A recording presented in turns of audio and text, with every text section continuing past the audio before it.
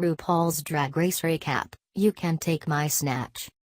The bell curve of a given season's Snatch game is pretty set at this point. There's the couple of duds who bomb the whole thing, followed by a cavernous hollow of fair to middling ones that make up a majority of the performances, which then take us all the way to the 2 or 3 standouts.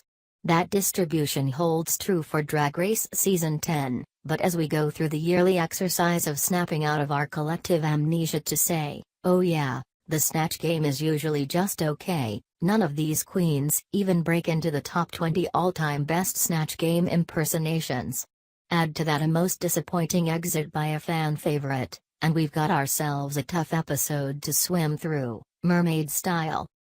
Moments after wiping down Blair's lipstick message, the vixen gets some seemingly warm words of encouragement from Eureka, who quickly takes a left turn in her pep talk once she invokes Vix's ursine behavior in front of everyone. It's like, come on, Eureka. You're gonna poke the bear by literally mentioning the bear? OF. Monique then laments her constant safety despite turning out some great performances and looks, and brings up the cost-prohibitive aspects of the competition working against her limited resources. It's a completely valid point that the judges, Michelle in particular, are always quick to shut down during critiques, and it feels as though an underdog narrative is being set up for Miss Hart. The credits roll and Ru greets the girls the next day by opening the library for the perennially delightful reading challenge, but not before taking a dig at the Department of Education. Because reading is what? Deeply alarming in the United States due to sluggish child literacy rates, and we should all be concerned and vigilant in pursuing Betsy DeVos's removal from her position of power. But we digress. For the most part, everyone does a decent job delivering some classic setup punchline reads, with recurring targets in both Aquaria's insipid personality and the vixen's thirsty wigs. Eureka bucks convention and reads all of the queens as she blasts their inevitably lazy jabs at her weight, and she goes on to win the mini challenge while Vixen rolls her eyes. We smell a spat wafting over from a commercial breaks away. Then comes the big reveal as RuPaul asks the ladies to stretch their charisma, uniqueness, nerve, and talent this week for the Snatch game, Drag Race's marquee maxi challenge that separates the wheat from the chaff and sends any remaining cannon fodder flying. It's as demanding a comedy performance as any entertainer would be asked to do, and finding the perfect celebrity to impersonate seems to be the most arcanely challenging task for even the most self-aware queen. The queens share their celebrity picks amongst themselves as they tend to their wigs, with Monet testing out her Maya Angelou monotone while Cameron explains China's mannerisms to a politely attentive Aquaria. We then get to the vixen, who seems confident in mining the veins of comedy gold that are so apparent in playing Blue Ivy Carter. Even Vix knows that Blue doesn't have many documented idiosyncrasies other than what she's seen in memes, which really just means photos of a child looking bored at award shows and NBA games. Ru drops in for some workroom walkthroughs with a visiting Bianca Del Rio, who, lest we forget, did not win Snatch Game during her particularly strong season. That's not to say Bianca doesn't impart some great advice to the queens, but as she and Ru check in with everyone, we can't help but think that these cute chats are overproduced to the point of becoming casual sabotage. Eureka, Monique, and Asia each seem torn between two options, and for someone who constantly harps on silencing everyone's inner saboteur, RuPaul sure likes to make these girls second-guess their instincts. While Eureka takes it all in stride and switches gears after doing a bad divine a la Pink Flamingos, Monique's Cookie Lion and Asia's Whitney Houston might have served them better in an alternate reality. Asia could have absolutely pulled off an over-the-top Whitney without any mention of cocaine, and Monique's Cookie probably would have been more suited to her sensibilities, but these are unknowables to which we'll never be privy. Elsewhere, Rue and Bianca raise eyebrows over Ms. Cracker's choice to play wisecracking witticisst Dorothy Parker. It's a questionably esoteric choice, and Rue points out how cerebral it might come off to a fault, but Cracker insists on this being true to her sense of humor and presses on.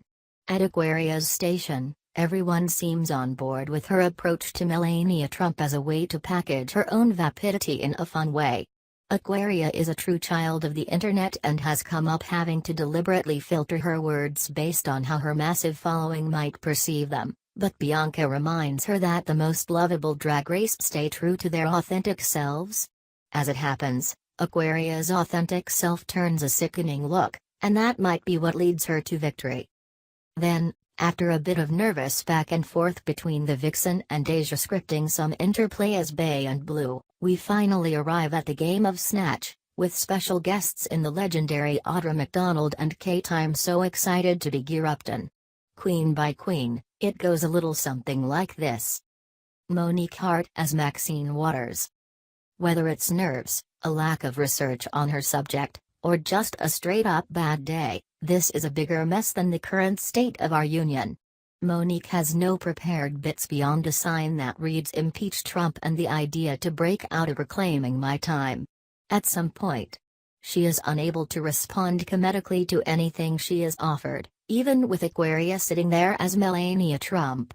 She really should have chosen Cookie, and the fact that RuPaul steered her away from that decision leaves us feeling salty. Cameron Michaels as China. The physical resemblance is an easy entry point, and we actually guessed that Michaels would make this first-thought decision to play the muscled, and ultimately tragic, professional wrestling heroine. It doesn't end up being a bad choice, as her interpretation of China's speaking voice is actually pretty good. She doesn't get to do much else besides make some cracks about testosterone intake, but it's not as distractingly bad as some of the other performances surrounding her, so she skates by. Ms. Cracker as Dorothy Parker. She seems nervous? Reserved? Don't get us wrong, the jokes are funny, and maybe we're starting to expect too much, but at what point are we going to be blown away by someone who claims so fervently and so often to be this mind-blowing comedy queen? Snatch Game is designed for contestants like Cracker to succeed. She is smart, quick on her feet and a more than adept entertainer. So why is this so average? It could be that the choice is too niche, but we think it has more to do with Cracker in general. When is she going to start playing to win this competition? When is everything going to stop feeling so studied? Asia O'Hara as the Queen of Mean, apparently, Beyoncé Knowles. What is this characterization, you may ask? Well, this is what happens when you realize you've got nothing on stage. You rely on what's worked in the past. In this case, Asia does not have a Beyoncé impression whatsoever, or a comedic take on her at all, and so she goes to shady. Unfortunately, it's transparent that she's unprepared. It's not that these contestants can never do Beyoncé, as we believe you can make anything work if you make a choice and have fun with it, but you can't expect to get away with a Beyoncé that has no grounding in reality. When would Beyoncé ever act like this? To the left, to the left. Monet Exchange as Maya Angelou. Thank God. The vocal impression is fun, she has jokes ready to go, and she improvises quickly and intelligently. She's even armed with a soliloquy when it's her turn to give an answer. The choice to intermittently fall asleep throughout the performance may not be something we understand, but she plays it well. You believe that it's something Maya Angelou really did because Monet is selling it, honey. Choices are made. Upon receiving some attempted shade from Maxine Waters, Maya responds confidently, like dust, still, I rise. This is what comprises a great Snatch Game performance, sharp comedic instincts and knowledge of your subject's attitude and quirks. Monet has both. The caged bird sings, girl. Aquaria as Melania Trump. Well, fucking well. We will be honest, when we saw that Aquaria was planning to do Melania Trump, we figured she'd use it as an excuse to sit quietly and prettily, hopefully sneaking through the way Cameron Michaels does here. But that is not what goes down. Aquaria has a lot of fun with her portrayal of the woman who is unfortunately our First Lady, and appears to have even more fun as the performance goes on. The clever Michelle Obama name tag, the gift to RuPaul from Trinity's, in lieu of Tiffany's, which is just a piece of paper reading "Help me," the reference to Russian hooker piss, it's all great. But what gets us here are the off-the-cuff remarks. When Cameron jokes about testosterone, Aquaria remarks, "My husband could use some, as well." When Beyoncé is writing an answer, Aquaria throws in, "This is the first time Beyoncé has written something for herself. Drag her, queen." What really gets us is another joke directed at Cameron, "This is why my husband is always complaining about China." Color us surprised and impressed, because this is the most surprising and impressive Snatch Game performance of the bunch. Seriously, who knew? The Vixen as Blue Ivy Carter. You can't say it's not an imaginative choice. If only there were anything imaginative done with it. The Vixen essentially plays a whining baby, very reminiscent of her character during the Bossy Rossi show. Also, for someone who's so hung up on Eureka constantly making fat jokes about herself, it's interesting that it's one of her go-to jabs for Eureka and her character. There's not much to say here that wasn't already said about Asia. It's evident that the well was pretty dry to begin with when it came to playing Blue Ivy, so the Vixen falls back on what she knows, arguing with other contestants. The Vixen and Asia O'Hara ultimately make each other look worse by using the other as a crutch. Eureka O'Hara as Alana from Here Comes Honey Boo Boo. The broad physical comedy is certainly here, and she's the only one occupying that space comedically, so she stands out. It's pretty one note with the drawings, though, until it heightens with the reveal that Alana has decided to color all over herself. Aside from that, we're not sure this is as uproarious as RuPaul and the judges seem to think it is. We can appreciate that Eureka has chosen to portray someone who allows her to be a bigger and, if you can believe it, even more performative version of herself. This is a very weak Snatch Game overall, and because things actually happen during this performance, it lands at the top. The next day, Asia wants nothing to do with the Vixen in the workroom, and she proceeds to push all her chips forward for her runway look.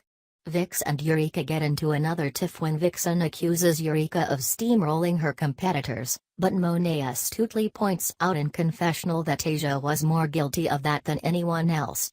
Conversation in the room eventually turns to politics, and Monet prides herself on her socially conscious material back home. Monique, meanwhile, can't say the same for herself, with being a queen of color in a deeply divided red state boiling down to survival. Missouri's track record with anti-blackness isn't exactly comforting, and Monique has had to navigate her spaces while being deeply aware of its troubled racial history. Speaking of which, the Vixen explains the origins of her politically motivated drag and charts them back to a Boys Town bartender's despicable claim that Southside trash had ruined Chicago's pride. We get a deeper glimpse into Vix's ideology that drag should be a tool to confront painful realities rather than escape them, and she recounts a lifetime of succumbing to respectability as a black drag queen. This all serves as a perfect primer to her eventual showdown with Eureka during critiques, but more on that later. On the runway, the queens are wheeled out as mermaids in a glorious homage to Bette Midler's iconic Dolores Delago persona. Monique comes out in a somewhat disjointed story while waving delightfully at the judges, followed by Cracker's pretty, pink, pearl-encrusted eleganza.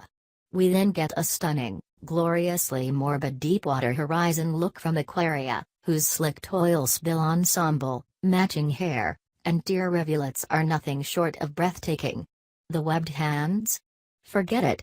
Asia O'Hara reveals a hilariously bonkers shape of water fantasy with a noxious Lisa Frank color story, followed by the Vixen's cutesy foam look. Monet then comes out with a mermaid warrior edit that's solid, especially as she slings a naval mine like an oversized flail. After that, Eureka's mermaid is a bit of a miss for us, since the whole thing gets thrown off by the blood spilling out of her mouth for no apparent reason. Anytime a queen performs some repeat of a historical stunt, all we think of is the original event, and Eureka immediately reminds us of Sharon Needles' post-apocalyptic look. Finally, Cameron Michaels's choral colors leave us on a fun and flirty closer, and we move on to critiques. Cameron and Ms. Cracker are dismissed from the runway, safe to be safe another week. We're side-eyeing both of these queens, since each needs to make big choices in order to make strides in this competition. Neither of them have won a challenge. On the main stage, it's obvious that we're dealing with a Monique, Asia, and the Vixen bottom three, while Aquaria, Eureka and Monet will receive some opposite praise. Monique goes on the defensive when receiving her negative, and mostly fair, critique, specifically from Michelle Visage, but we feel as if she knows what the judges are saying is true, and the added stress of putting together outfits on a day-to-day basis so that she has something for the runway is beginning to wear on her. The judges definitely sense Miss Hart's ornery stance, and we don't feel it will bode well for her. Aquaria is rightfully praised for both Snatch Game performance and her superlative runway, which stands out from the rest. Monet is given props for her performance as Maya Angelou, especially on the heels of Chika's botched performance as the literary icon in All Stars 3, but her runway story is again unclear. While she looks good, the judges aren't understanding the Shark Warrior narrative that Monet believes is obvious. This is nitpicky, and she'll be fine. Asia and the Vixen have their fishy asses handed to them for their messy performances in the Snatch Game, but both receive mixed reviews for what they bring to the oceanic runway. Michelle, unlike us, doesn't get the guild face mask that Asia is presenting tonight, but overall the judges appreciate it for its comedic value, and for that most part it's a well-constructed lurk. The Vixen is told she's serving facially beauty, but the running theme of being told off for her faulty outfit construction remains strong. Her shell bra is oddly positioned and does ruin a female illusion, and she immediately tries to pin the blame on her shaky performance on Eureka, who receives praise all around for her strong and consistent Snatch Game performance and her runway look. It is at this point that RuPaul asks the girls that dreaded question, who deserves to go home this week and why? Eureka is first to be put on the spot, and she answers with something of a cop-out pageant answer, saying that Asia should be sent home because she's my biggest competition. All aboard the Eye-Roll Express. The first to actually answer the question is Monet, who feels that it's the Vixen's time when taking everything into account. The Vixen then proceeds to claim that Eureka should go home, despite that being an impossibility at this moment in time. The Vixen is always gonna say whatever she feels, and she digs in on Eureka's unprofessionalism, further detailing how she is baffled that the judges could possibly enjoy her. Warranted or not, this is the Vixen's answer to the question. What is unwarranted, however, is Eureka's rebuttal. At no point was it made clear that the queens would be able to individually respond if one of their competitors named them as their choice for elimination, so the fact that Eureka butts in only highlights the Vixen's claim that Eureka has a compulsive desire for attention and plays up her fragility at tactless times. It's a difficult exchange to watch, but let it be known, this was the Vixen's time to talk. When the rest of the contestants claim that the Vixen should be next to go, she doesn't reclaim her time from them in those moments. She sits there, respects the fact that everyone is doing what they're told in answering a simple question, and knows that she will be able to talk this out in Untucked. Eureka's crying and carrying on is, to put it bluntly, kind of insufferable here, and while the Vixen may not be 100% in the right, it's tough not to take her side in this particular scenario. In a stunning surprise victory, Aquaria wins the Snatch Game and her pick of Fire Island lodgings, while Eureka and Monet stay safe. Asia gets spared a lip sync, and we come down to the unfortunate bottom two of Monique and the Vixen lip syncing to the most Caucasian bubblegum pop song from the last decade, Cut to the Feeling by Carly Rae Jepsen. Monique's circuitry seems to give out from the start as she fumbles through her moves and barely syncs up to any of the lyrics. It's an agonizing watch as she seems perturbed by her circumstances, and seeing such a lively, Radiant Queen lose her shine when she needs it most is heartbreaking. The vixen leaps and rolls into another gymnastic lip-sync win, and her survival in the face of her perceived failures won't go unaddressed for the remainder of the season. As we close the books on a Snatch game that was more underwhelming than usual, we raise a tear-soaked glass to Monique Hart, the ooh-ah sensation, the heart of Season 10, and one of the most irrepressibly charismatic queens to have made it on this program.